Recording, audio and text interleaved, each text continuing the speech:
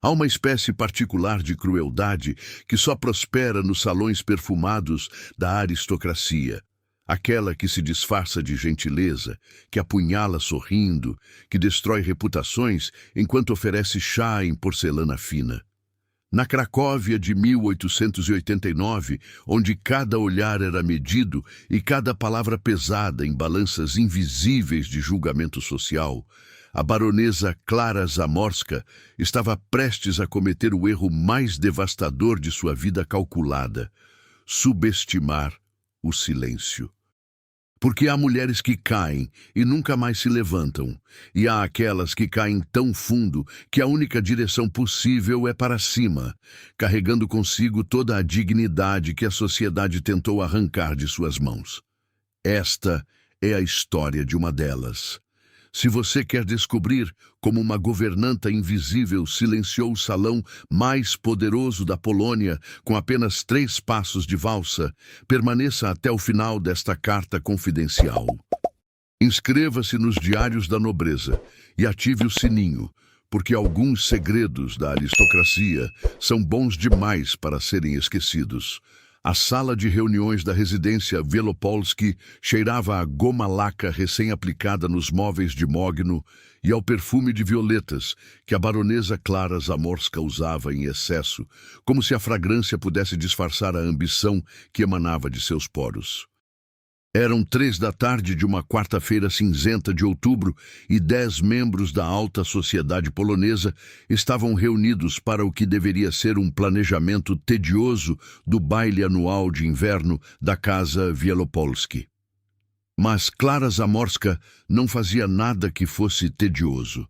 Cada movimento seu era calculado como peça em um tabuleiro de xadrez invisível, e naquela tarde ela estava prestes a sacrificar um peão para capturar o rei. Zofia Kowalska estava de pé junto à parede do fundo, onde as boas governantas deveriam estar, presente, mas não vista, útil, mas não notada. Suas mãos seguravam uma bandeja de prata com chá que ninguém havia pedido, porque seu verdadeiro propósito ali não era servir, mas lembrar a todos os presentes de sua posição. Ela vestia um vestido de lã marrom terra simples, o colarinho alto cobrindo seu pescoço até o queixo, os cabelos castanhos presos em um coque tão apertado que puxava sua pele nas têmporas. 18 meses. 18 meses desde que havia cruzado os portões desta mansão pela primeira vez, aceitando o emprego de governanta como quem aceita o último pedaço de pão antes da fome completa. 18 meses de invisibilidade voluntária, de olhos baixos e mãos sempre ocupadas, de silêncio que se tornara sua única proteção. O duque Kazimierz Wielopolski de Lancorona estava sentado à cabeceira da longa mesa de carvalho, folheando um volume encadernado em couro sobre classificações botânicas, com a atenção distraída de quem preferia estar em qualquer outro lugar. Aos 35 anos, ele possuía o tipo de beleza que vinha da linhagem aristocrática cuidadosamente preservada por gerações. Ombros largos que enchiam o casaco preto carvão impecavelmente talhado. Olhos cor de aço que pareciam sempre focados em algo distante, algo que os presentes não conseguiam ver. Havia terra sob suas unhas. Zofia havia notado isso na primeira semana de trabalho, quando levara correspondências ao seu escritório e o encontrara com as mãos enterradas em vasos de plantas raras, o semblante mais vivo do que em qualquer jantar formal que ela o vira presidir. O duque filósofo chamavam-no nos salões. Metade admiração, metade perplexidade diante de um aristocrata que preferia estufa a salão de baile. Creio que já discutimos suficientemente o menu, disse a condessa Otília Lubomirska, uma matrona de 60 anos cuja opinião sobre flores de açúcar era tratada com a seriedade de um tratado diplomático. Devemos focar nas questões mais delicadas da lista de convidados. Klara endireitou-se em sua cadeira, e Zofia, que aprendera a ler os sinais sutis de perigo como animal que aprende a farejar predadores, sentiu o estômago se contrair. Conhecia aquele brilho nos olhos azul pálido da baronesa, o mesmo brilho que uma gata tem antes de brincar com o rato. Falando em delicadeza, Clara começou, sua voz doce como mel envenenado. Eu estava pensando em algo que poderia elevar significativamente a reputação desta casa. O Duque ergueu os olhos do livro, mais por obrigação social do que por interesse genuíno. Prossiga. Vivemos em tempos modernos, não é verdade? Clara abriu um leque de renda e começou a abaná-lo lentamente, gesto que atraiu os olhos de todos os presentes. E nossa querida Polônia precisa mostrar ao mundo que não somos apenas títulos antigos e tradições empoeiradas. Precisamos demonstrar, como devo dizer, inclusão? Bondade para com aqueles menos afortunados? Várias cabeças assentiram ao redor da mesa. Conde Xaveri Radziwiłł, um homem de 50 anos, cuja principal ocupação era não ter ocupação alguma, murmurou aprovação entre goles de conhaque. Zofia não se moveu, nem respirou. Reconhecia o terreno minado quando o via. Estava pensando, continuou Clara, e agora seu sorriso tinha dentes, que seria um gesto maravilhoso se Sua Excelência, pessoalmente, estendesse convites para o baile, não apenas à aristocracia, mas também às pessoas que servem esta casa com tanta dedicação. As pessoas que trabalham nas sombras, por assim dizer. Silêncio, o tipo de silêncio que precede tempestades. O Duque franziu levemente o senho, e Zofia viu o momento exato em que ele compreendeu a armadilha. Não completamente, não ainda, mas o suficiente para saber que havia uma. Você tem alguém específico em mente? Perguntou ele, a voz neutra como água parada. Clara virou-se na cadeira com elegância estudada, e todos os olhos seguiram seu movimento até pousarem em Zofia. A bandeja de prata tremeu quase imperceptivelmente nas mãos dela. Sim, tenho. O sorriso de Clara poderia ter iluminado a sala se não fosse tão claramente afiado. Nossa querida senhorita Kowalska, ela trabalha aqui há quanto tempo, Kazimierz? Mais de 1 ano? E sempre tão discreta, tão humilde. Seria absolutamente encantador incluí-la na celebração. Mostrar que valorizamos até os mais simples entre nós. Os mais simples. As palavras pairaram no ar como um insulto disfarçado de elogio. Condessa Otília tossiu delicadamente na mão enluvada. Conde Xaveri examinou o conteúdo de seu copo com súbito interesse. Os 3 jovens nobres no final da mesa trocaram olhares que oscilavam entre desconforto e curiosidade mórbida. O Duque Kazimierz depositou o livro sobre a mesa com cuidado deliberado. Seus olhos encontraram os de Zofia pela primeira vez em meses. Realmente encontraram, não apenas passaram por ela como se fosse parte da mobília. E naquele olhar, Zofia viu algo que a surpreendeu, não pena, mas análise. Ele estava tentando ler um quebra-cabeça que acabara de descobrir existir. Ela sustentou o olhar, manteve a coluna reta, não permitiu que nem uma única emoção atravessasse sua máscara de serena aceitação. Aprendera isso nos salões de ópera de Viena, nos saraus de Paris, nos jantares diplomáticos de São Petersburgo, antes de tudo desmoronar. A baronesa Zamorska levanta um ponto interessante, disse o Duque finalmente, e Zofia detectou algo em sua voz que ela não conseguiu identificar. Curiosidade? Desafio? De fato, seria progressivo demonstrar que esta casa valoriza todos os que contribuem para seu funcionamento. Clara mal conteve o triunfo em seu sorriso. Ela havia vencido, ou assim pensava. Maravilhoso! Exclamou, batendo as mãos levemente. Então, está decidido. Senhorita, Kowalska receberá um convite para o baile de inverno. O Duque levantou-se e o movimento fez todos na sala endireitarem-se instintivamente.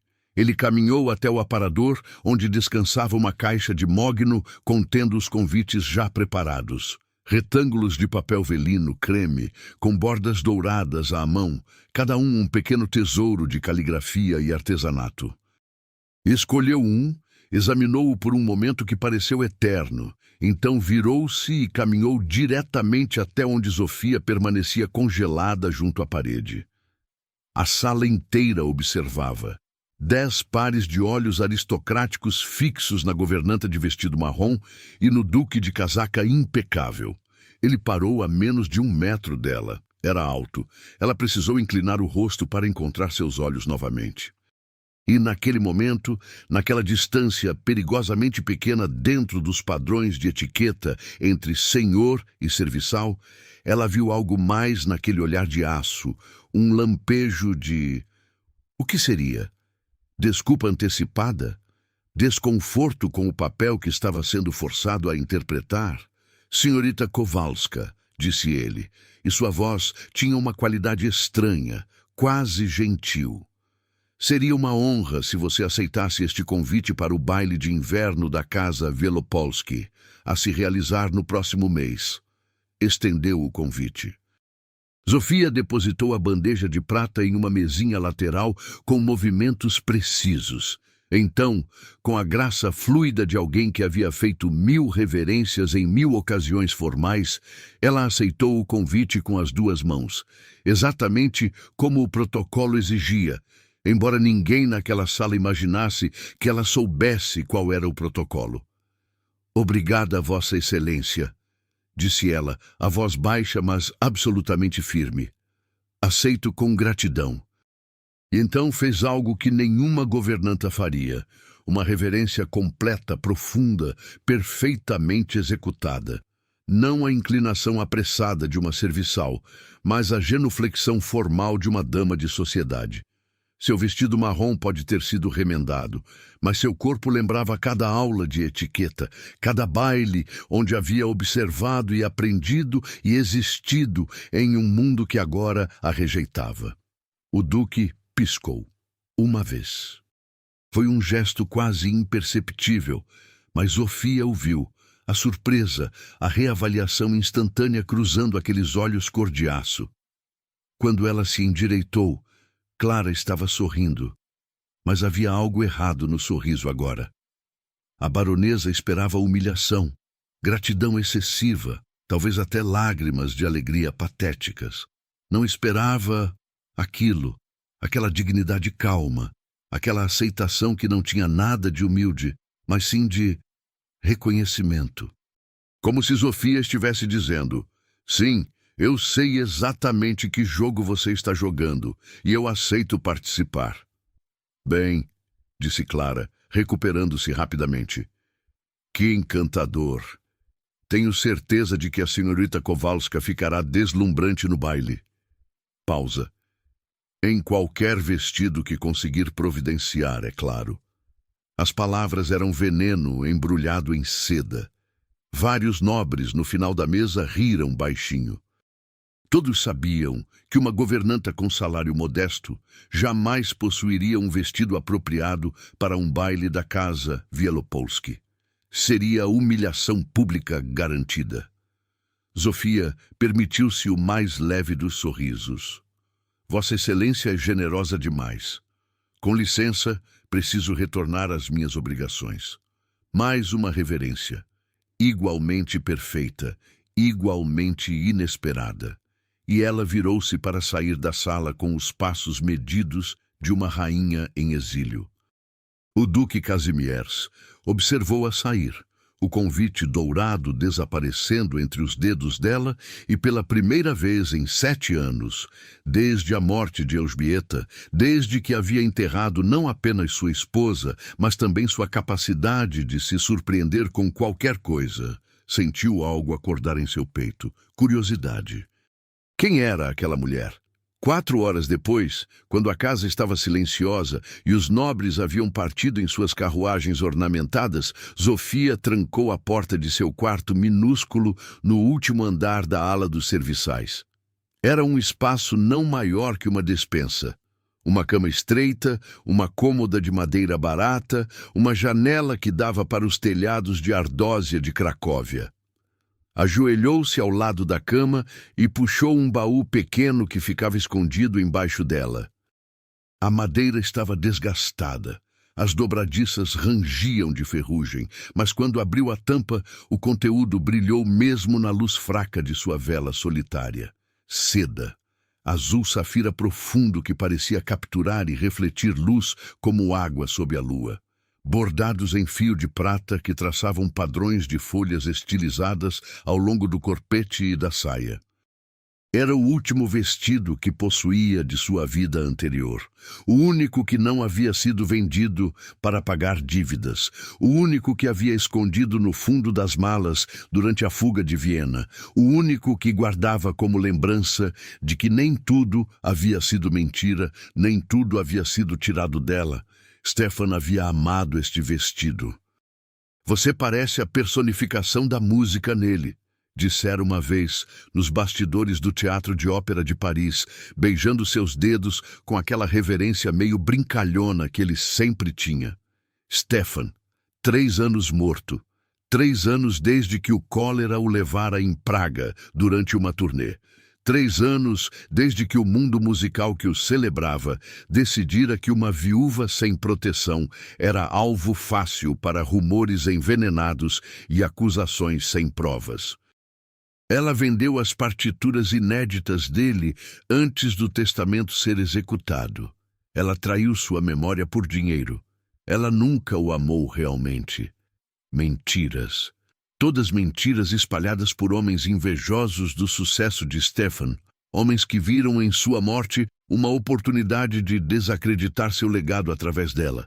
E a sociedade, aquela mesma sociedade que os havia aplaudido de pé incontáveis vezes, acreditou, porque é sempre mais fácil acreditar no pior sobre uma mulher sozinha. Zofia passou os dedos pela seda azul safira. No baile, a baronesa Clara esperava vê-la tropeçar em um vestido inadequado. Esperava vê-la exposta como impostora. Esperava o triunfo final de humilhar aquela que ousava existir nos mesmos espaços da verdadeira aristocracia. Mas Clara cometeu um erro crucial, um erro que apenas os verdadeiramente ignorantes cometem. Ela confundiu silêncio com fraqueza, confundiu humildade com ignorância. Confundiu a queda com a destruição permanente. Zofia fechou o baú com cuidado, mas não o empurrou de volta para baixo da cama. Não ainda. Pela primeira vez em 18 meses de invisibilidade autoimposta, de cabeça baixa e voz sussurrada, ela iria permitir-se ser vista. Não porque precisava provar algo a Clara ou aos outros aristocratas risonhos, mas porque havia prometido a si mesma, na noite em que aceitou este emprego de governanta, que nunca permitiria que lhe tirassem a última coisa que restava, sua dignidade. E se iam forçá-la a um palco que ela não escolheu, então ela entraria nele da única forma que conhecia. Como uma mulher que já havia comandado a atenção de salões muito maiores que o baile da casa Wielopolski. Como uma mulher que havia perdido tudo, exceto a memória de quem ela costumava ser. Como uma mulher que estava prestes a lembrar a alta sociedade polonesa de uma verdade que eles haviam esquecido. Pode-se roubar títulos, fortunas e reputações. Mas há algo que permanece intocável enquanto a pessoa respira. A escolha de como se porta diante do mundo, mesmo quando o mundo vira as costas. Lá fora, além de sua janela minúscula, Cracóvia dormia envolta em névoa de outubro. Carruagens percorriam ruas de pedra. Lampiões a gás lançavam círculos dourados de luz. Em algum lugar daquela cidade, a baronesa Clara Zamorska estava celebrando sua pequena vitória, planejando cada detalhe da humilhação que orquestraria no baile. Em algum outro lugar, talvez em uma estufa repleta de plantas raras, talvez em um escritório cercado de livros de filosofia natural, o duque Kazimierz Wielopolski, de Lancorona, olhava pela janela e se perguntava por que não conseguia parar de pensar em um par de olhos castanho-mel profundo e em uma reverência perfeita demais para ser de uma simples governanta. O jogo havia começado. e nenhum dos jogadores ainda sabia quem realmente estava segurando as cartas vencedoras.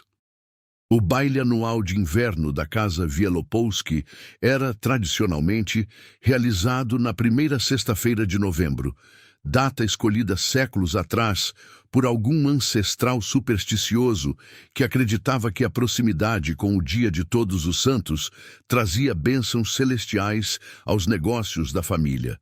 Agora, em 1889, a superstição havia sido esquecida, mas a tradição permanecia, inflexível como todas as tradições aristocráticas. Zofia passou os 27 dias que separavam o convite do baile em um estado de calma externa que contrastava violentamente com o turbilhão interno. Durante o dia, era a governanta invisível de sempre, organizando correspondências, supervisionando criadas, mantendo a casa funcionando com a precisão silenciosa de um relógio suíço. Durante a noite, no entanto, trancava-se em seu quarto e trabalhava no vestido azul safira. A seda estava intacta, milagrosamente preservada.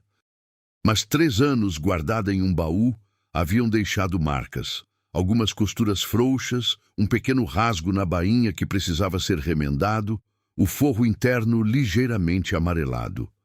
Ela costurava à luz de vela, seus dedos movendo-se com a precisão de quem aprendera bordado fino, não por necessidade, mas por refinamento. Cada ponto era uma reivindicação silenciosa. Cada ajuste, uma declaração de guerra. O duque, por sua vez, descobriu-se observando, não de forma deliberada, não conscientemente. Mas, de repente, ele notava quando ela entrava em salas. Notava a forma como segurava a coluna ereta, mesmo carregando pilhas de roupa. Notava que suas mãos, embora calejadas do trabalho, moviam-se com uma graça que não combinava com sua posição. Notava principalmente que ela nunca, nem uma única vez, parecia constrangida ou diminuída. Apenas contida, como planta rara forçada em vaso pequeno demais. Ele começou a investigar. Discretamente, porque interrogar serviçais sobre outros serviçais estava abaixo de sua dignidade, mas também porque havia algo naquela mulher que exigia discrição. Conversou com a governanta-chefe, que sabia surpreendentemente pouco sobre o passado de Zofia. Veio com cartas de referência impecáveis de Viena, Vossa Excelência, mas não fala sobre si mesma. Examinou os registros de emprego, que eram frustrantemente vagos.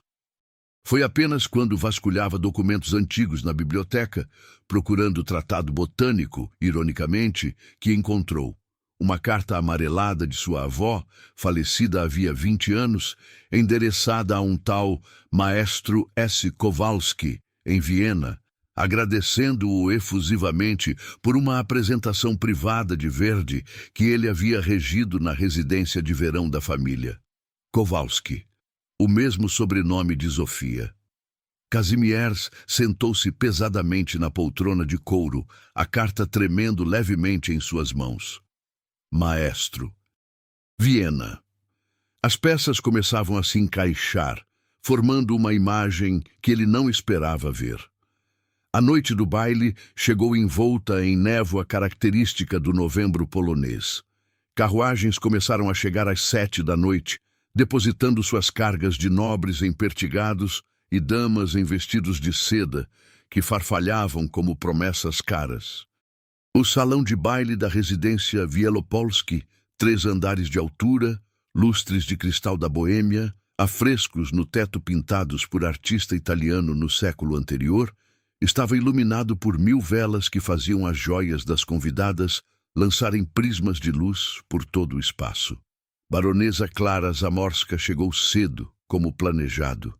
Vestia rosa pálido com tantos babados que parecia bolo de casamento ambulante, diamantes cintilando em seu pescoço e pulsos. Posicionou-se estrategicamente perto da entrada, cercada por um círculo de aliadas igualmente venenosas. Condessa Zofia Branica, Marquesa Helena Potocka, todas ansiosas por testemunhar a humilhação prometida. Não acredito que ela realmente terá coragem de aparecer, murmurou Helena, Leque escondendo metade de seu rosto, mas não o brilho malicioso em seus olhos. Oh, ela virá. Clara sorriu, bebericando champanhe. O convite foi entregue publicamente. Recusar seria admitir que não pertence a este mundo. Aparecer será, bem, vocês verão, 8 horas, 9 horas. O baile estava em pleno vigor. A orquestra tocava valsa de Strauss. Pares rodopiavam pelo chão de mármore polido. Conversas fluíam entre taças de cristal e pratos de porcelana carregados de delicadezas francesas. E então, às 9h30, momento calculado, nem muito cedo para não parecer ansiosa, nem muito tarde para não parecer rude, Zofia Kowalska entrou no salão de baile. O silêncio não foi instantâneo. Foi gradual, como onda propagando-se por água calma. Primeiro, os que estavam próximos à entrada pararam de conversar. Depois, os casais que dançavam começaram a perder o ritmo, virando as cabeças. Depois, a própria orquestra começou a desafinar. Músicos distraídos pelo que viam. Azul safira profundo que capturava a luz de 1000 velas e a devolvia em ondas de brilho aquático. Saía que fluía como água quando ela se movia. Corpete bordado em prata que traçava padrões de folhas estilizadas, acentuando cintura e colo com maestria de costureiro de alta sociedade. Cabelos castanhos soltos das restrições habituais, arranjados em estilo greciano que expunha pescoço e ombros. Nenhuma joia, não possuía nenhuma, mas a ausência de ornamentos apenas destacava a pureza das linhas do vestido, a elegância natural de seu porte. Mas não era o vestido que roubava o ar dos pulmões dos presentes. Era a forma como ela o usava. Entrou no salão com cabeça erguida e ombros para trás, cada passo medido com a precisão de bailarina.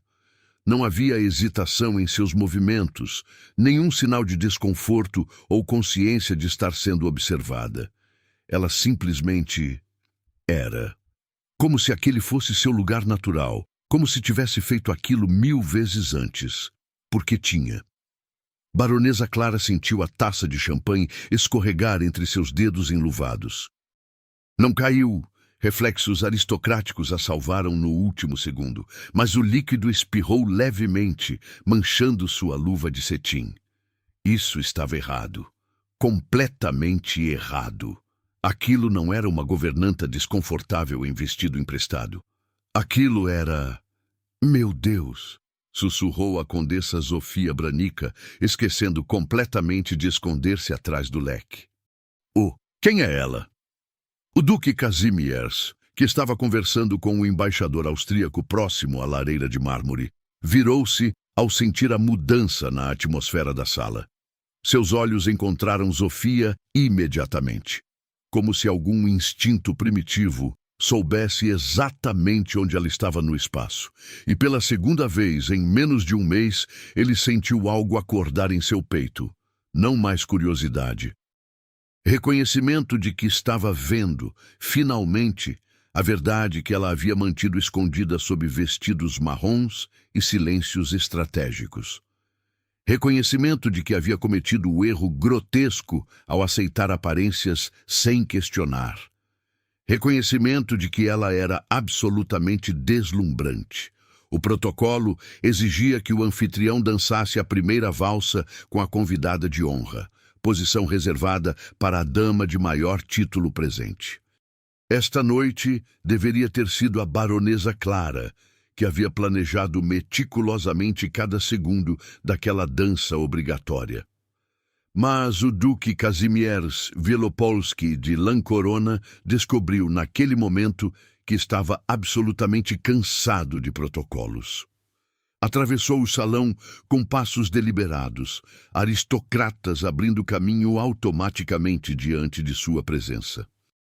Parou diretamente na frente de Zofia, que observava o salão com expressão serena, como se estivesse catalogando memórias ou comparando este espaço com outros que havia conhecido.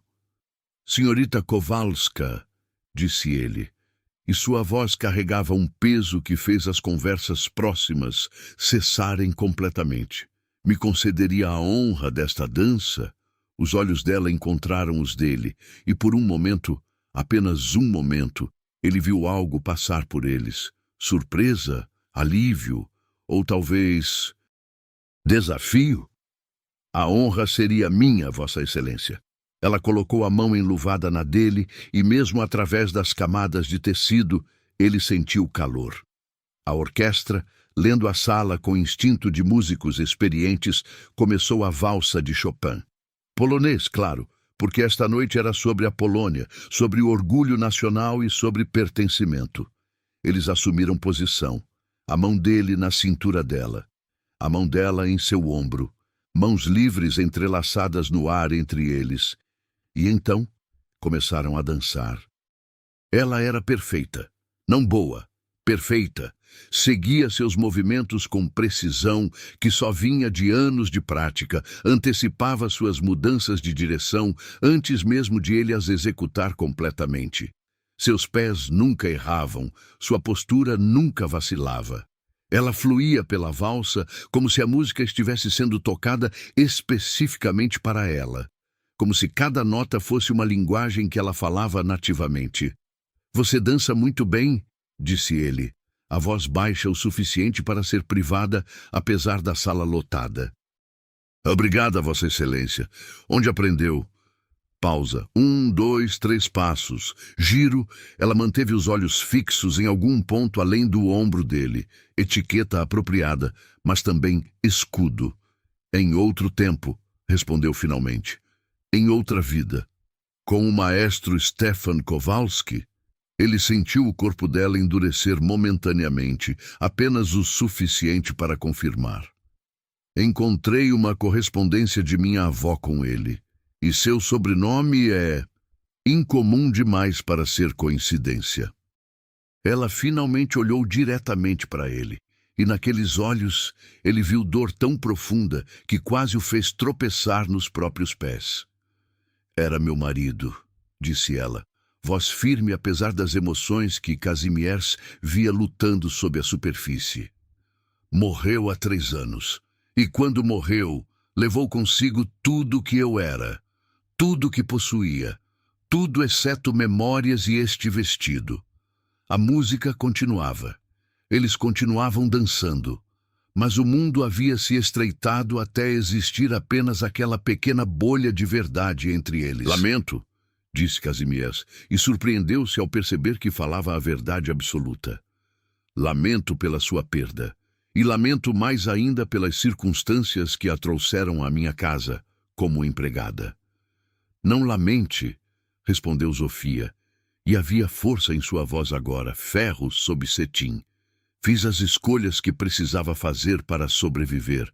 Não me arrependo delas.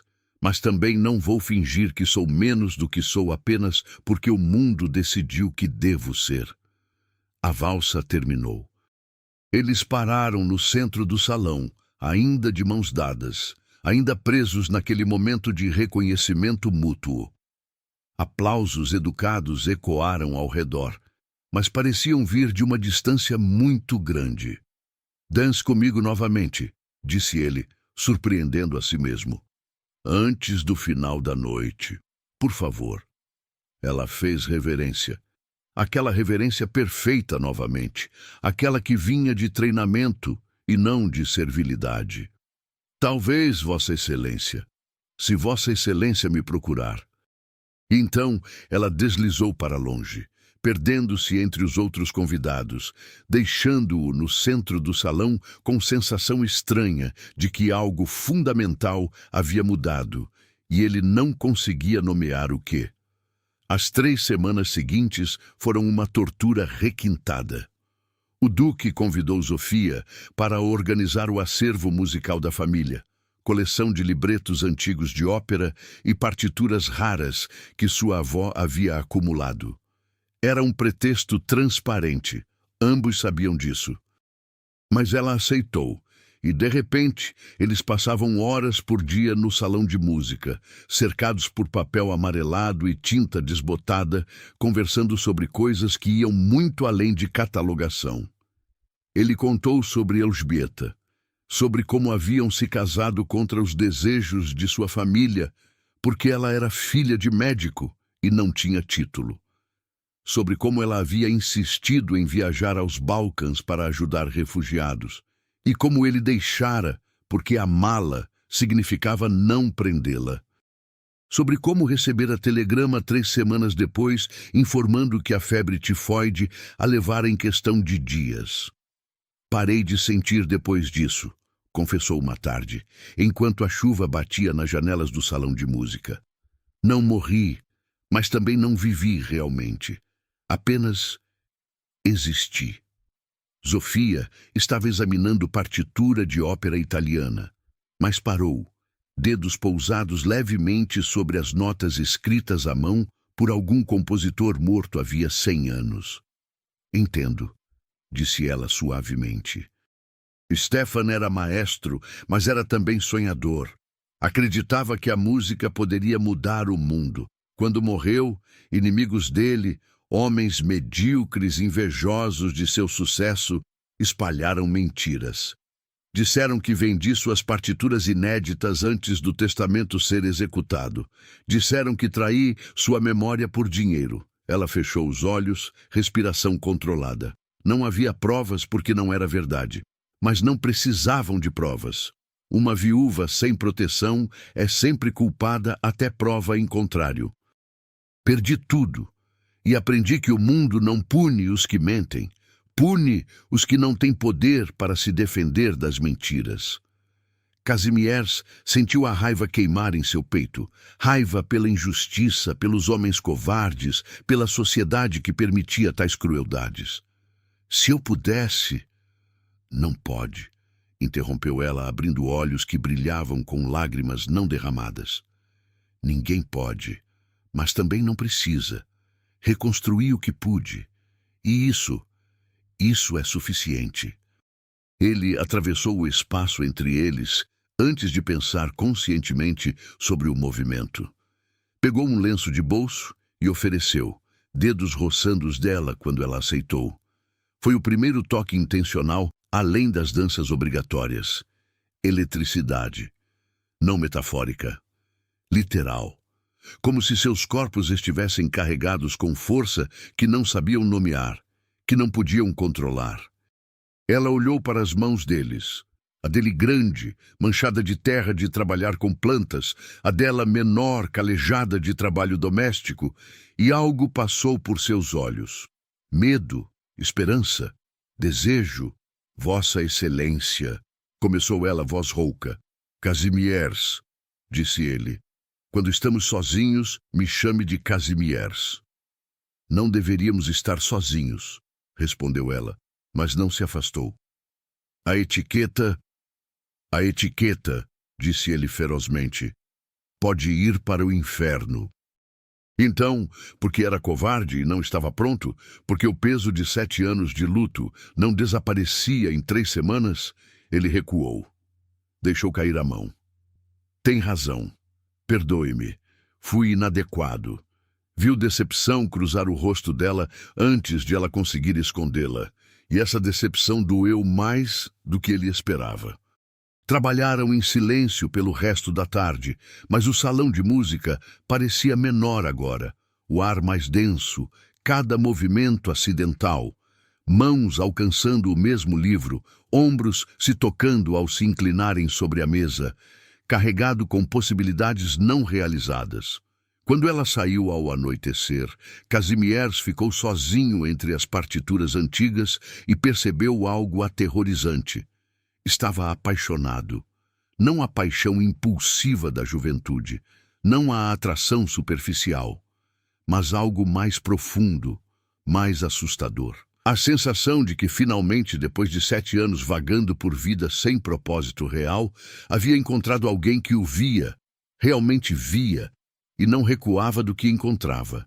E ela era impossível, Não por ser governanta, ele poderia ignorar sociedade, já ignorara antes por Elżbieta, mas porque ela havia sido destruída uma vez por amar alguém em posição de poder.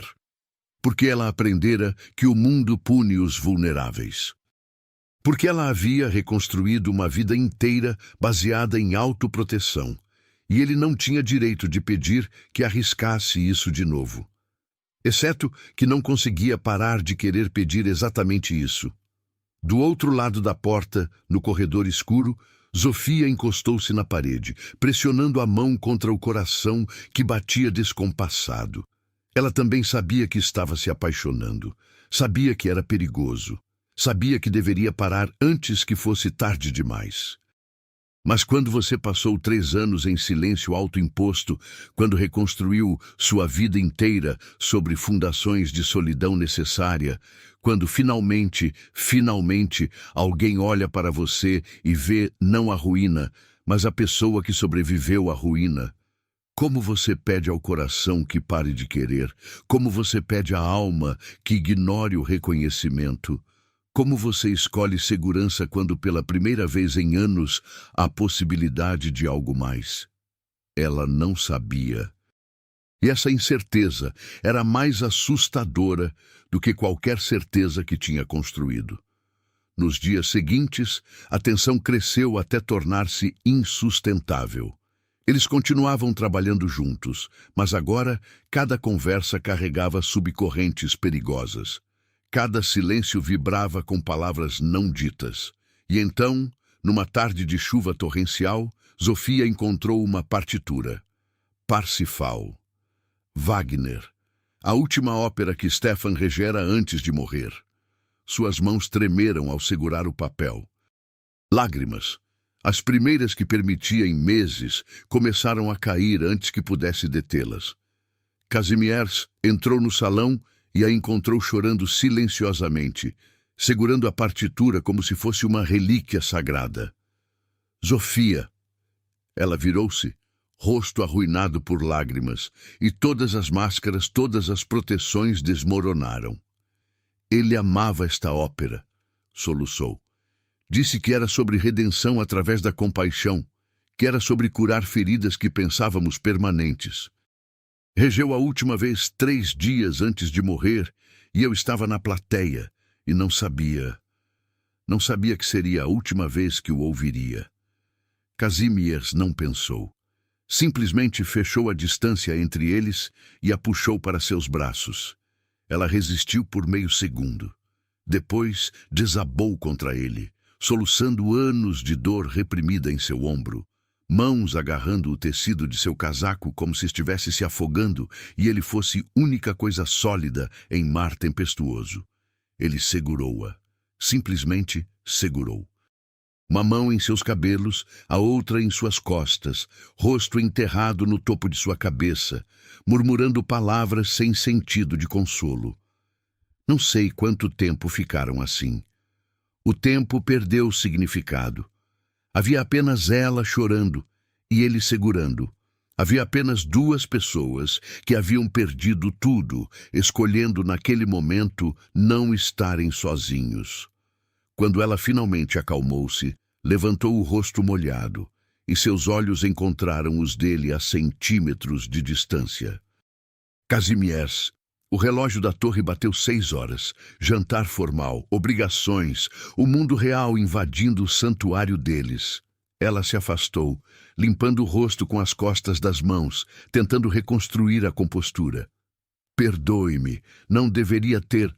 Não, disse ele ferozmente. Não se desculpe, nunca se desculpe por ser humana. Olharam um para o outro. O ar entre eles estava carregado, pesado com possibilidades, medos e desejos não realizados. Ele deu um passo à frente. Ela não recuou. Ele levantou a mão, dedos roçando seu rosto, limpando a lágrima que tinha escapado. Ela fechou os olhos ao toque, a respiração tremendo. Zofia, sussurrou ele. Batida na porta. Forte, urgente. Eles se separaram como se queimados. Vossa Excelência, Voz da governanta-chefe do outro lado. A baronesa Zamorska está aqui e exige audiência imediata. Kazimierz olhou para Zofia. Viu medo cruzar seu rosto. Medo e algo mais. Presságio. Porque quando Clara aparecia sem ser convidada, significava apenas uma coisa: problemas. A baronesa Clara Zamorska não era mulher que aceitava derrotas com graça. Nas 3 semanas, desde o baile, desde aquela entrada humilhante de Zofia em azul safira, desde a valsa que deveria ter sido de Clara com o duque, desde o momento em que toda a alta sociedade de Cracóvia começou a sussurrar sobre a misteriosa governanta, a fúria de Clara havia fermentado em algo mais venenoso, determinação absoluta. Ela investigara, contratara pessoas para cavar o passado de Zofia. E descobrira o suficiente. Esposa de maestro famoso, rumores antigos de desonestidade, queda social dramática. Mas, principalmente, descobrira algo mais útil. Zofia e o duque passavam horas sozinhos no salão de música. Todos os dias. Sempre sem acompanhante apropriado. Era o escândalo esperando para explodir.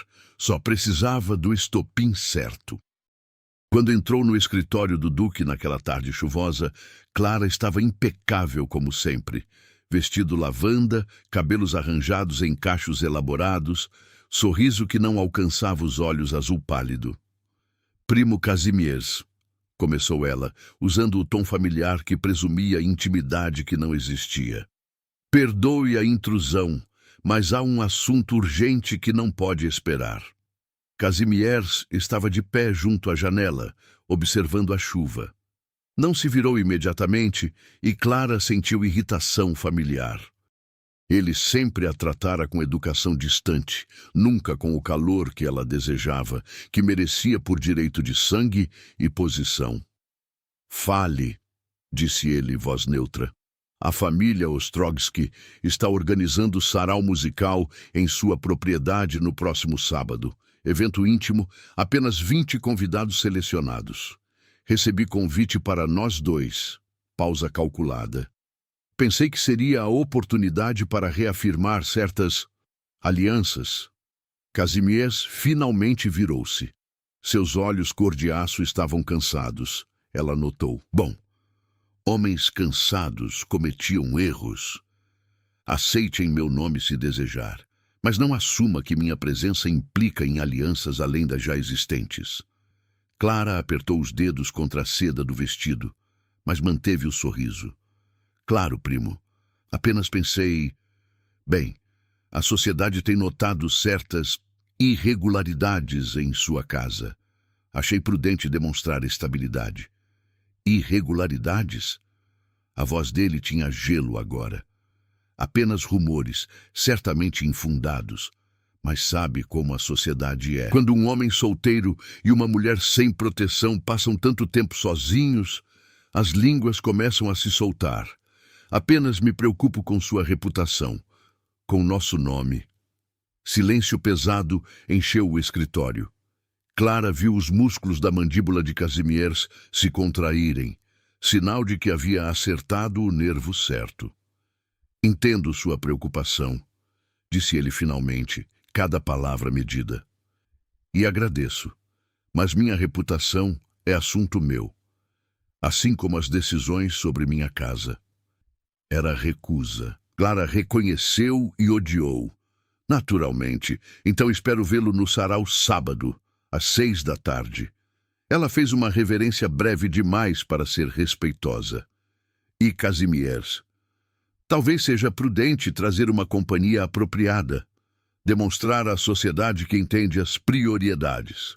Saiu antes que ele pudesse responder, semente venenosa já plantada. Kazimierz não pretendia levar Zofia ao sarau. Seria imprudente, provocativo. Mas então passou 3 dias sem vê-la. Ela havia pedido licença para visitar uma criada doente na cidade, e quando ela retornou, ele percebeu algo aterrorizante. Havia sentido falta dela, não de sua presença funcional, mas dela, da forma como franzia a testa ao ler, do som de sua voz recitando nomes de compositores. do jeito como a luz da tarde iluminava seu cabelo. "Venha comigo ao sarau", disse ele na quinta-feira à tarde, palavras saindo antes que pudesse detê-las. Zofia estava organizando uma pilha de libretos e congelou. "Vossa Excelência, Kazimierz, e não é pedido inapropriado. Preciso de alguém que entenda música para avaliar a coleção que a família Ostrogsky alega possuir. Você é mais qualificada que qualquer um." Mentira transparente. Ambos sabiam. "A sociedade falará. Que falem." Ele atravessou o espaço entre eles, pegando mão dela antes que pudesse reconsiderar. "Zofia, eu estou cansado de viver para a aprovação de pessoas que nunca olharam além de suas próprias convenções. Estou cansado de fingir que não." Ele parou, porque terminar aquela frase significaria cruzar uma linha que não podia ser descruzada. Os olhos dela buscaram os dele, vulneráveis e esperançosos e aterrorizados ao mesmo tempo. "Não termine essa frase", sussurrou ela. "Por favor, porque se terminar, terei que responder, e minha resposta mudará tudo. Talvez eu queira que mude. Você não sabe o que está pedindo." Mas ela não soltou a mão dele. "Eu destruí tudo que toquei uma vez. Não quero destruir você também." "Você não me destruiria." Ele levantou a mão livre, tocando o rosto dela gentilmente. "Você me traria de volta à vida." Por um momento, suspenso, perfeito, impossível, eles ficaram assim. Depois Zofia recuou, respiração irregular. "Irei ao sarau", disse ela. "Mas como funcionária avaliando coleção. Nada mais." Ele deveria ter ouvido o aviso na voz dela. Deveria ter reconhecido o medo, mas estava apaixonado demais para ver as armadilhas sendo preparadas. A propriedade Ostrogsky ficava a 1 hora de carruagem de Cracóvia, cercada por florestas de pinheiros que pareciam mais escuras sob o céu cinzento de novembro. Era uma mansão menor que a residência Wielopolski, mas igualmente ornamentada. 3 andares de pedra calcária, jardins formais já despidos de flores de outono, salão de música com acústica que a família ostentava ser a melhor da Polônia. Kazimierz e Zofia chegaram separadamente, ele na carruagem ducal, ela em transporte discreto de serviçais, mantendo aparências. Mas quando ele entrou no salão de recepção e viu Clara já instalada como anfitriã não oficial, cercada por círculo familiar de aliadas venenosas, soube que havia cometido um erro. Zofia sentiu também.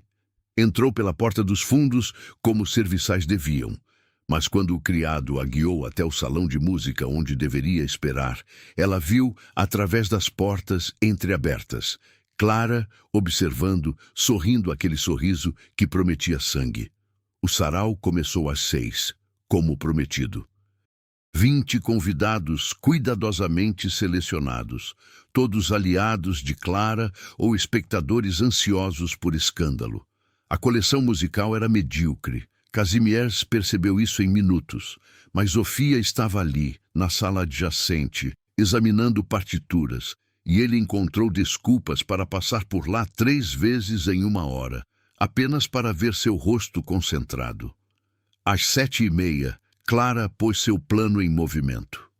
"Queridos", anunciou ela, dedos tocando levemente no ombro de Kazimierz de forma possessiva.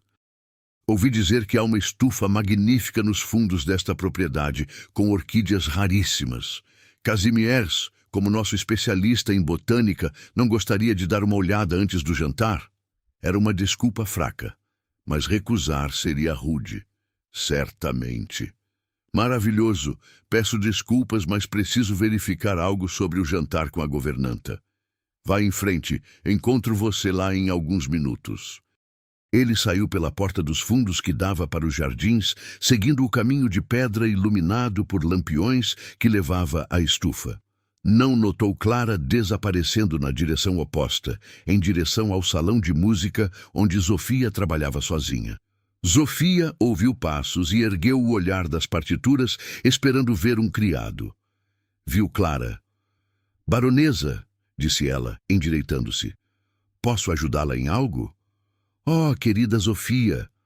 O sorriso de Clara era veneno puro agora, sem disfarces.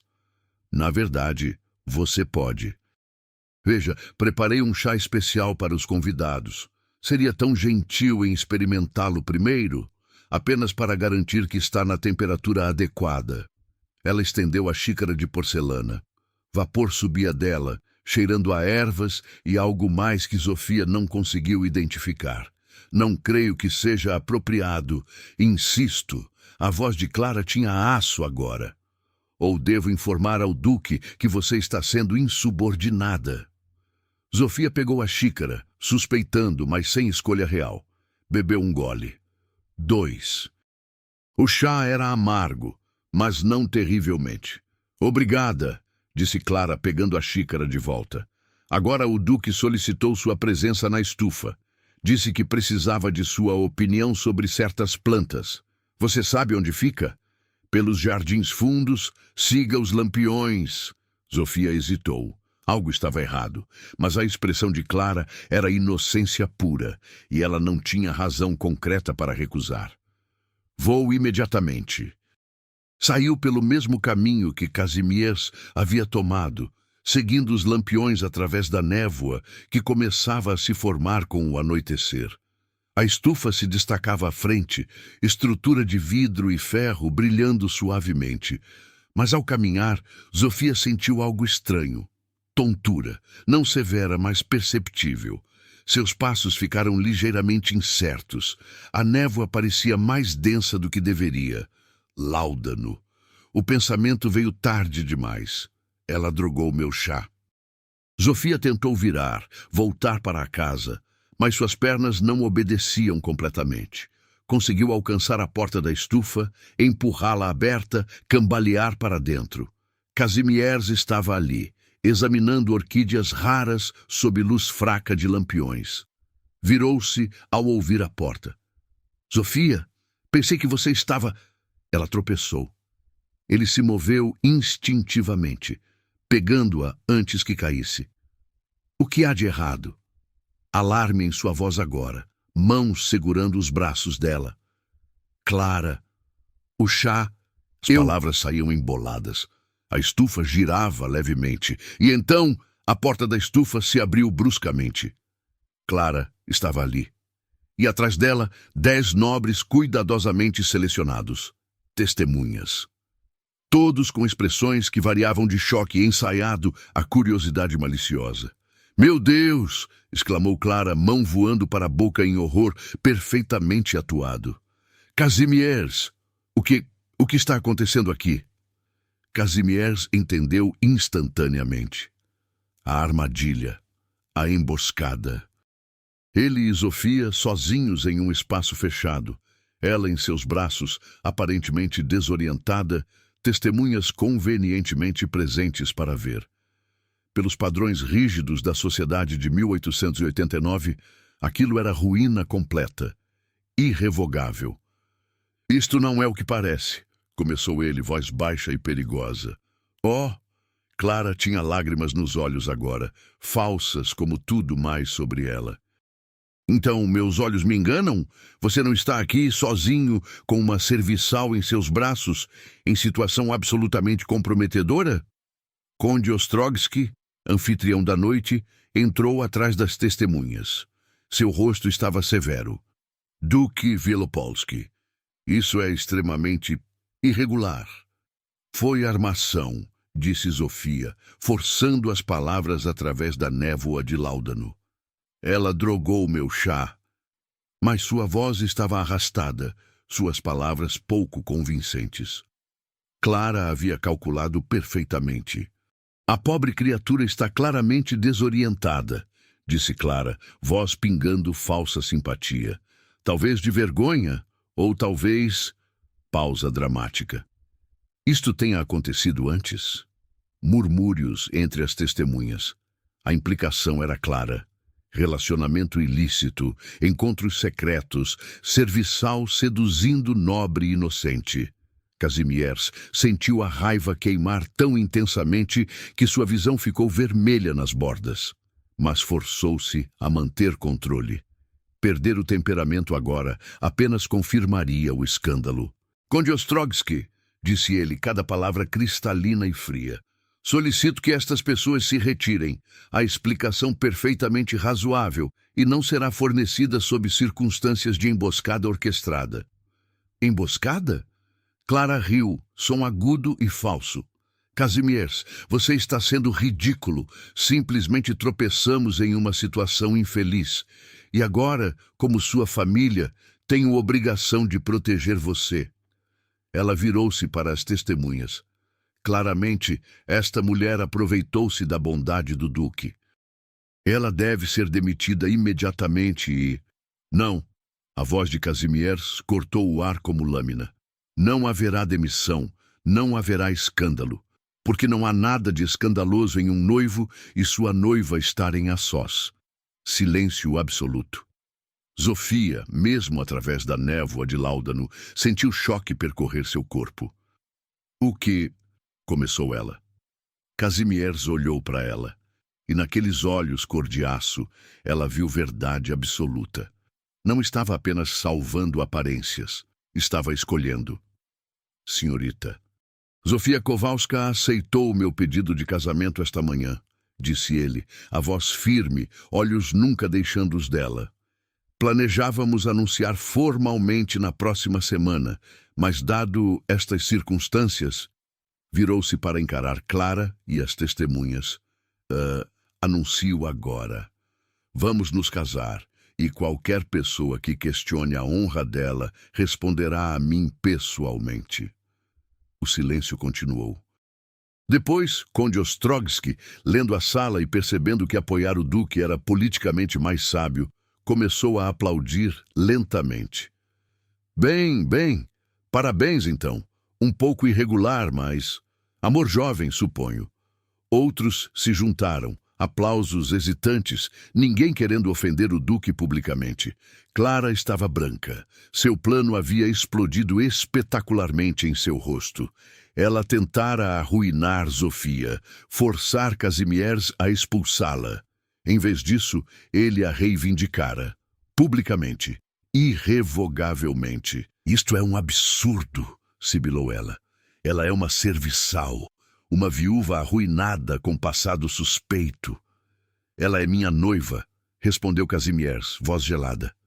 E você, prima, acabou de cometer um erro grave, muito grave. Ele pegou Zofia gentilmente, sustentando-a contra si, e caminhou através do círculo de testemunhas.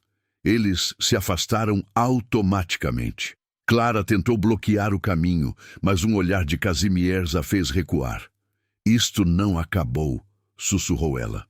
Oh, acabou sim, respondeu ele. Acabou no momento em que você subestimou o quanto eu me importo com ela. A carruagem de volta para Cracóvia foi silenciosa. Kazimierz segurava Zofia enquanto o Láudano lentamente saía de seu sistema.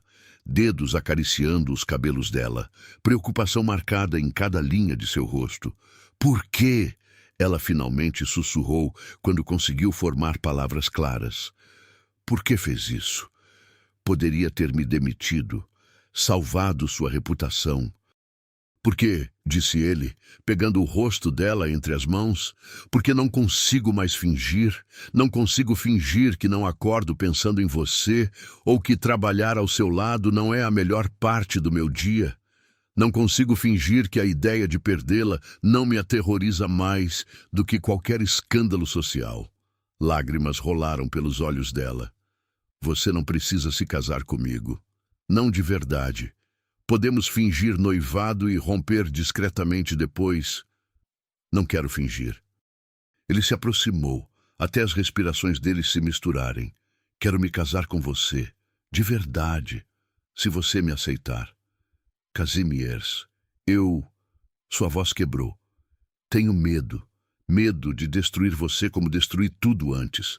Medo de que a sociedade nunca aceite. Medo de que você acorde um dia e perceba que cometeu erro terrível. Então tenha medo, disse ele suavemente. Tenha medo comigo, porque eu também tenho medo. Medo de amar novamente, medo de perder, medo de não ser suficiente. Mas prefiro ter medo com você do que estar seguro e sozinho. Eu te amo. As palavras saíram dela como confissão arrancada. Deus me perdoe, eu te amo, e por isso que deveria dizer não, deveria proteger você. Então me ame, interrompeu ele. Me ame e case comigo. Me ame e deixe que eu te proteja desta vez. Me ame e construamos algo novo juntos, algo que não seja sobre passados dolorosos, mas sobre futuro que escolhemos. Ela olhou para ele através das lágrimas, vendo verdade absoluta em seus olhos cor de aço. Sim, sussurrou finalmente. Sim, vou me casar com você. Ele beijou-a então. Um beijo profundo, carregado com semanas de tensão não resolvida e medo de tê-la perdido e alívio de tê-la encontrado. Ela respondeu com igual profundidade, mãos em seu cabelo, lágrimas molhando ambos os rostos, 3 anos de solidão forçada, desmoronando sob a promessa de que nunca mais estaria sozinha. Quando se separaram, ele apoiou a testa contra a dela. Vou descobrir como Clara fez isso, prometeu. Vou encontrar provas e vou garantir que ela pague. Não importa, disse Sofia. Ela já perdeu. Porque o que ela não entendeu é que não se pode destruir o que já sobreviveu à destruição. Não se pode quebrar o que já foi refeito. A carruagem continuou através da noite, carregando 2 corações que finalmente, depois de anos vagando sozinhos em escuridão, haviam encontrado caminho um para o outro. Mas na mansão Ostrogsky, a baronesa Klara Zamorska observava a carruagem desaparecer, a mente já trabalhando. Ela tinha perdido esta batalha, mas a guerra não havia terminado. Não ainda. Os 3 dias seguintes ao sarau foram frenéticos. A notícia do noivado explodiu pela alta sociedade de Cracóvia como pólvora acesa. Duque Kazimierz Wielopolski de Lankorona iria casar-se com sua governanta. Os salões ferviam com opiniões divididas, metade escandalizados, metade secretamente fascinados pela audácia romântica do gesto. Mas Kazimierz não estava preocupado com opiniões. Estava obcecado com uma única coisa: provas. Clara havia sido descuidada em sua arrogância, confiante demais. E pessoas confiantes demais cometiam erros. Na manhã de terça-feira, ele convocou reunião privada com a governanta da propriedade Ostrogsky, mulher de 60 anos que servia aquela família há 40. Ofereceu-lhe pensão vitalícia generosa em troca de informações. A baronesa Zamorska esteve em minha cozinha antes do sarau, confessou a governanta, mãos tremendo levemente. Preparou chá ela mesma. Disse que era especial, que não queria que ninguém mais tocasse. Achei estranho, mas... Bem, ela é baronesa. E depois ela pediu que minha assistente Marta levasse o chá ao salão de música, mas não foi Marta quem levou, foi a própria baronesa. Kazimierz sentiu satisfação fria. Não era prova suficiente ainda, mas era um começo. Na quarta-feira, ele visitou uma farmácia discreta na parte antiga de Cracóvia, onde aristocratas compravam substâncias que não queriam discutir publicamente. O farmacêutico era homem discreto, mas também homem que mantinha registros meticulosos. Baronesa Zamorska, o farmacêutico folheou seu livro de vendas. Sim, Vossa Excelência, comprou láudano há 2 semanas, disse que era para insônia. Quanto? Quantidade considerável, suficiente para induzir sedação profunda se usada de forma concentrada.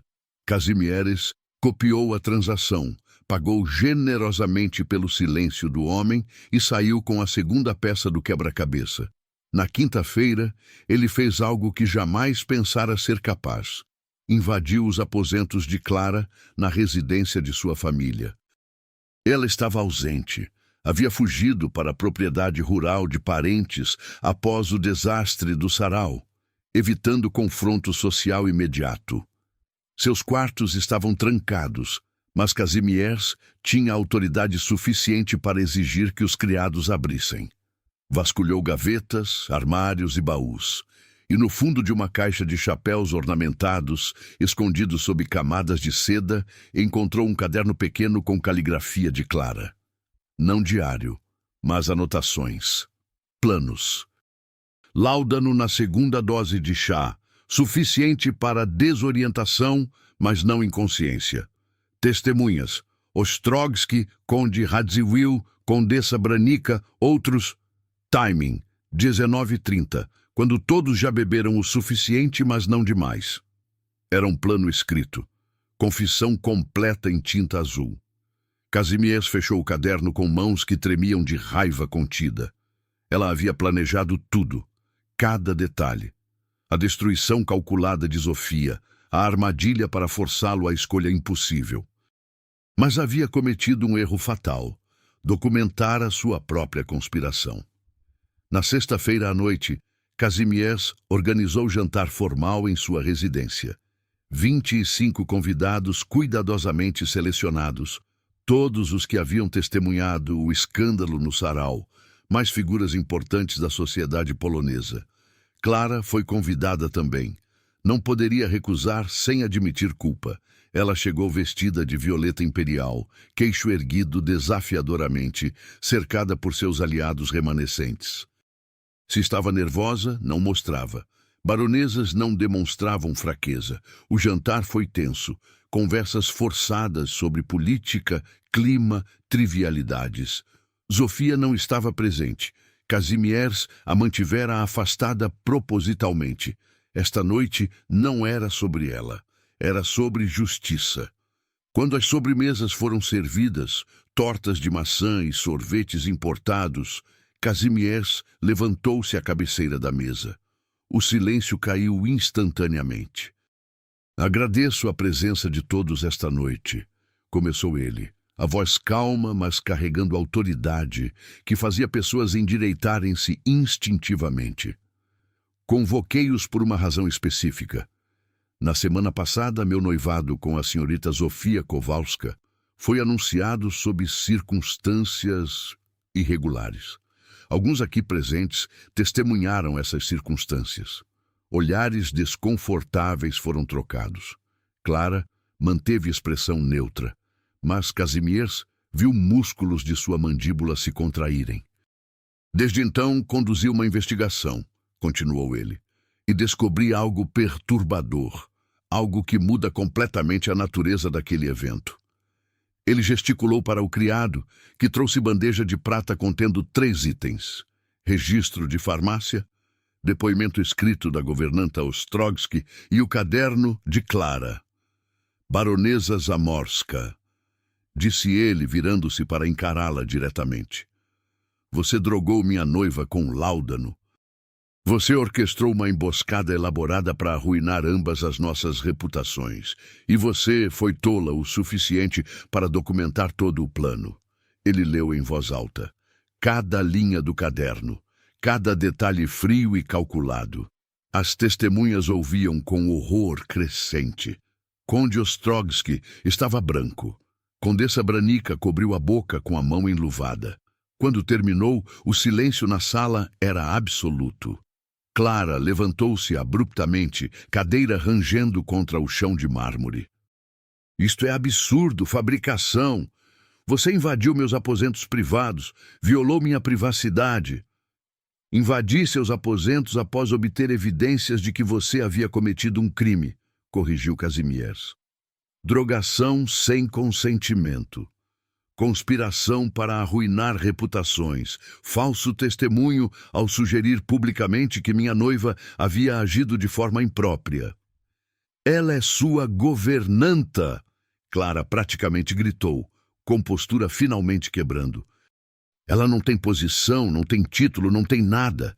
Você está jogando fora séculos de linhagem por uma mulher arruinada com passado suspeito. Ela tem algo que você nunca terá. respondeu Kazimierz, voz cortante como lâmina. Dignidade verdadeira. E quanto ao passado suspeito que você menciona, investiguei isso também. Os rumores sobre ela vendendo partituras de seu falecido marido, mentiras espalhadas por rivais invejosos. Nunca houve provas, nunca houve investigação. Apenas calúnia contra uma mulher sem proteção. Ele virou-se para as testemunhas. Esta mulher, esta baronesa que se apresenta como defensora de propriedade e tradição, tentou destruir uma pessoa inocente através de manipulação, drogas e mentiras. E quase conseguiu, porque nossa sociedade está tão obcecada com aparências que esquecemos de questionar o que está por trás delas. Silêncio. Depois, Conde Ostrogski levantou-se lentamente. Duque Wielopolski tem razão. Fui enganado. Todos fomos. Ele olhou para Clara com desdém. Baronesa Zamorska, você não é mais bem-vinda em minha propriedade. Um por um, outros nobres se levantaram, virando costas para Clara. Ostracismo social. A morte social definitiva na aristocracia. Clara olhou ao redor desesperadamente, procurando aliados, qualquer um. Encontrou apenas rostos frios, portas fechando-se. Vocês vão se arrepender, sibilou ela. Todos vocês. Quando ele cansar dela, quando perceber o erro... Saia, disse Kazimierz. Saia de minha casa. E considere-se afortunada por eu não estar pressionando acusações criminais. Sua família já foi contatada. Eles concordaram que um retiro para um convento em região remota seria apropriado. Clara saiu, finalmente derrotada, cercada pelos destroços de sua própria arrogância. E na sala silenciosa, Kazimierz sentiu não triunfo, apenas alívio. Estava acabado. O casamento foi realizado 3 meses depois, na capela privada da residência Wielopolski. Não foi o evento social grandioso que casamentos ducais tradicionalmente eram. Foi uma cerimônia íntima, apenas 50 convidados. Mas que convidados! Kazimierz havia rastreado músicos que trabalharam com Stefan Kowalski, maestros adjuntos, violinistas, cantores de ópera, pessoas do mundo artístico que Zofia pensara ter perdido para sempre. Convidou todos. E eles vieram, carregando instrumentos e memórias e validação que ela não sabia que ainda precisava.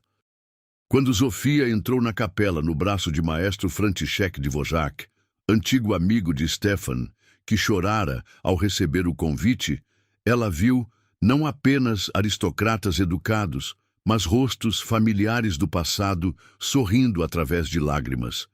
Kazimierz esperava no altar em casaca preta impecável, olhos cor de aço brilhando com emoção que mal conseguia conter. Quando ela alcançou seu lado, ele pegou a mão dela e sussurrou: "Você está linda." Ela vestia azul pálido, cor de céu de primavera, com bordados em prata que capturavam a luz de velas da capela, cabelos castanhos soltos em ondas suaves, coroa simples de alecrim fresco. O padre começou a cerimônia tradicional, mas quando chegou aos votos, Kazimierz ignorou palavras padronizadas e falou do coração. Zofia Kowalska, você me ensinou que a força verdadeira não está em nunca cair, mas em levantar-se repetidamente. Você me mostrou que honra não vem de título, mas de caráter.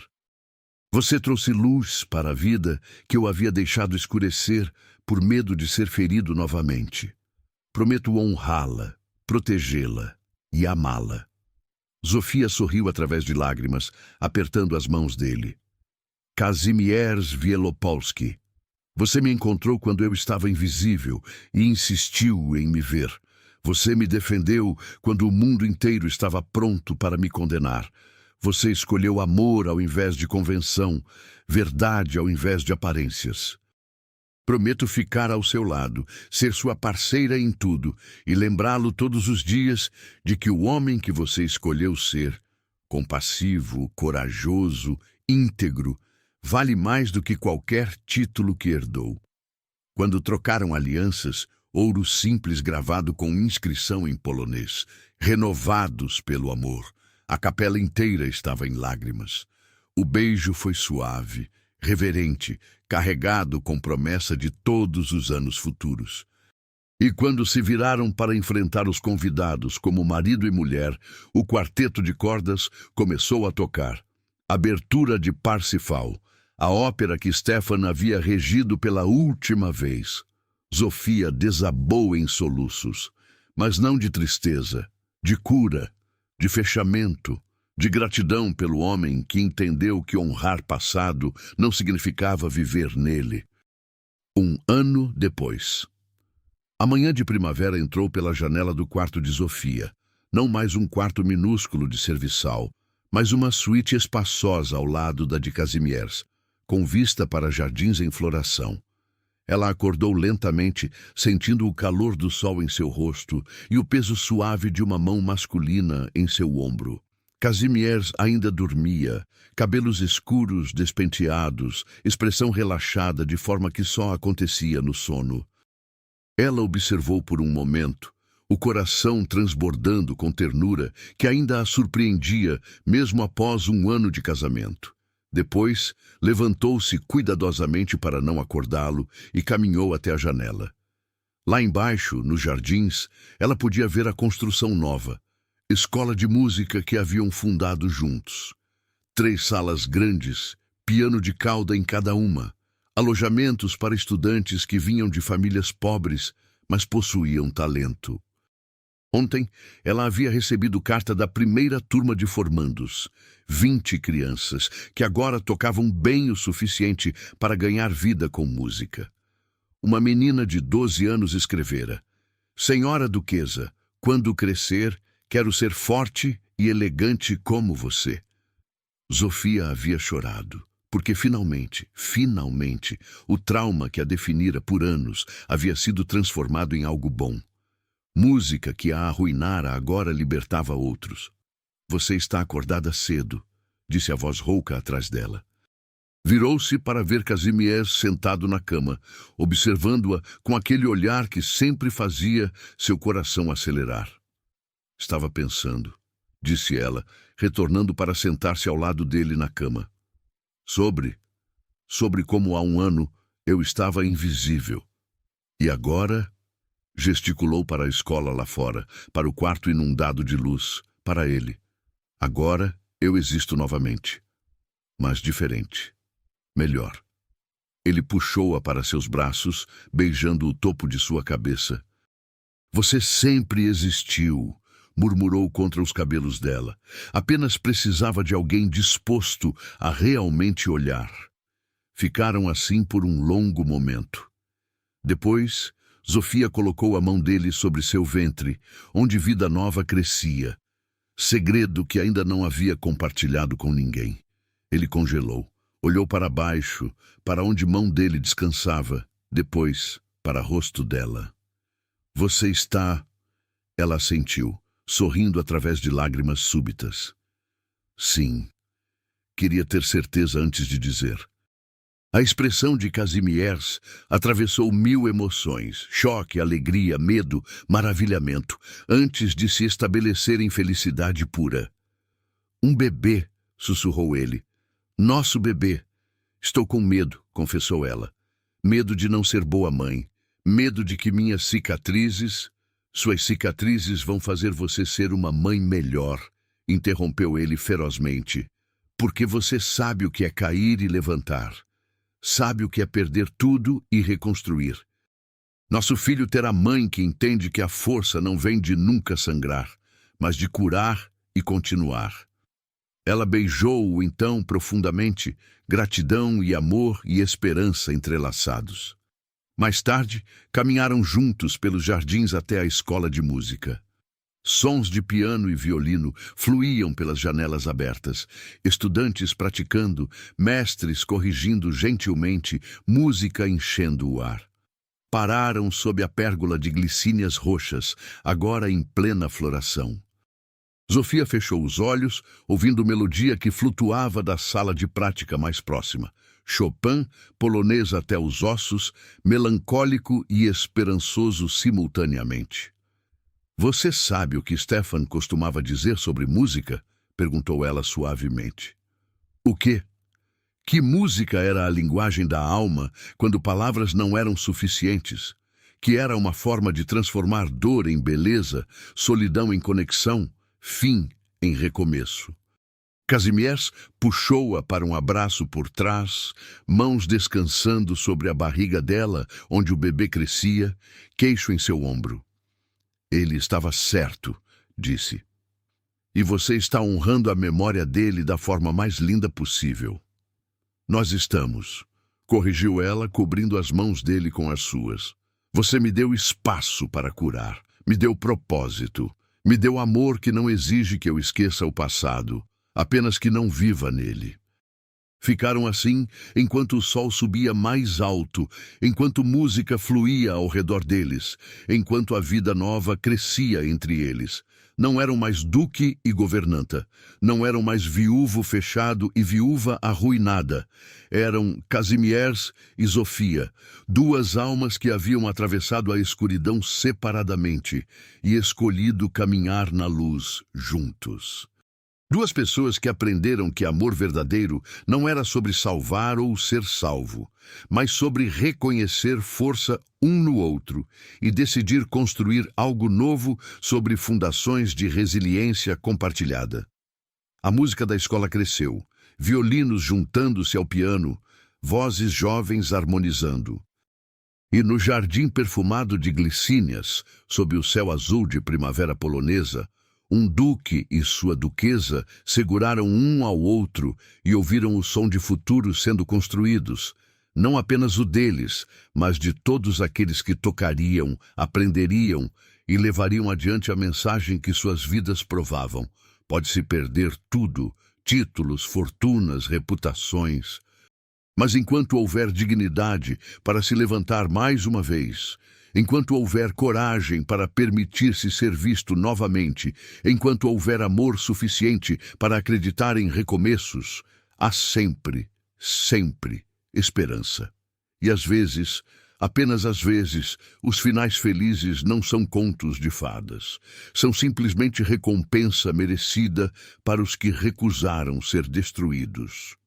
Em salões de mármore e jardins perfumados, entre partituras antigas e promessas novas, aprendemos que a verdadeira nobreza jamais esteve nos brasões de família ou nas propriedades herdadas.